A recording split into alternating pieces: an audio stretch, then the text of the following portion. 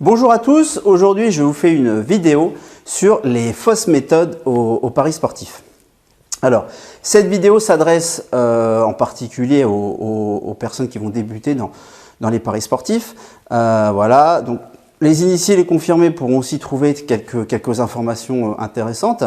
Mais voilà, je voulais vraiment m'adresser aujourd'hui aux débutants dans les paris sportifs.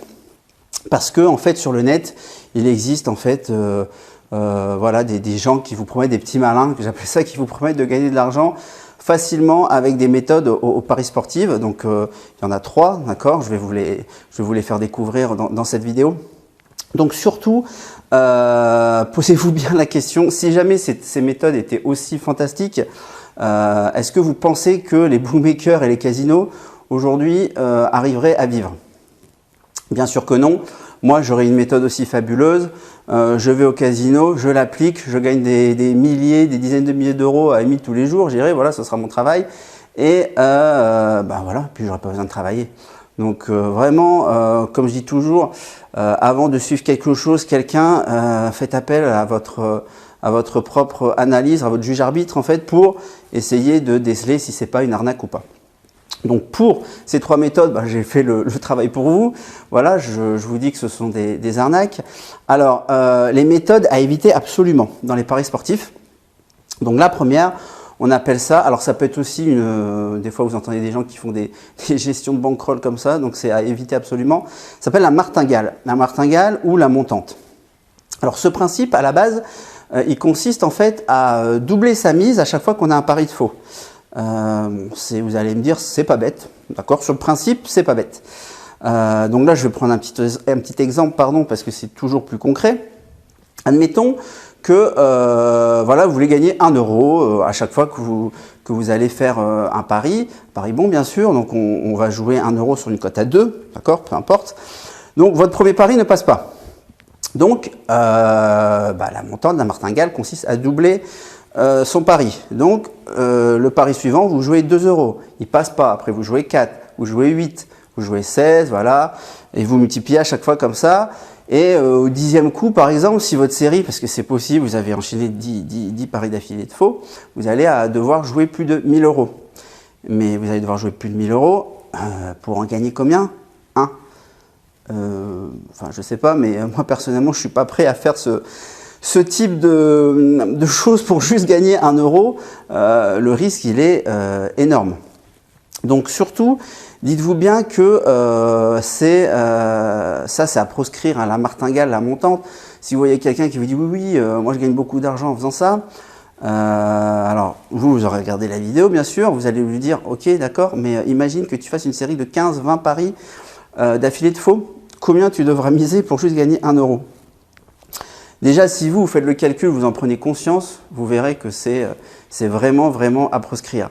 Je ne sais plus dans quel article j'avais lu au casino, par exemple, quelqu'un qui... alors au casino, c'est limité, hein, justement pour éviter ce type de montante ou de martingale, quand vous jouez à la roulette. Donc quand vous jouez sur le rouge ou le noir, vous avez, on va dire, approximativement 50% de chance de gagner, soit sur le rouge, soit sur le noir. Mais ce qui est pas vraiment vrai, parce que vous avez en fait le 0 aussi qui intervient, donc qui prend une part de la probabilité. Moi j'ai déjà vu que le record en fait de rouge d'affilée ou de noir d'affilée était de 25 ou 30. Donc imaginez quelqu'un qui avait commencé une martingale, ce n'est pas possible de gagner de l'argent. Voilà, donc d'accord, on est d'accord, martingale, montante, à proscrire. Ensuite, une autre méthode fabuleuse que vous pouvez trouver sur internet, ça s'appelle la méthode 6 sur 9. Mi-temps, fin de match, en anglais half-time, full-time. D'accord? Donc on vous promet que si vous faites cette méthode-là, donc vous avez 3 résultats possibles à mi-temps, 3 résultats possibles à la fin du match, d'où 9 combinaisons, 9 possibilités. La personne vous dit vous allez jouer 6 possibilités sur 9, donc vous avez 66% de chance de gagner.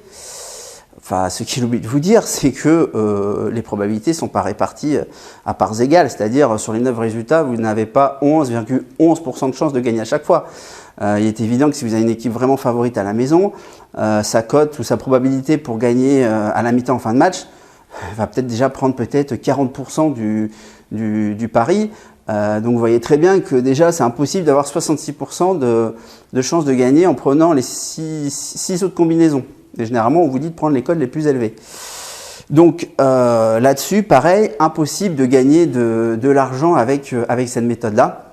Vous avez aussi sa petite sœur, c'est la méthode du 2 sur 3.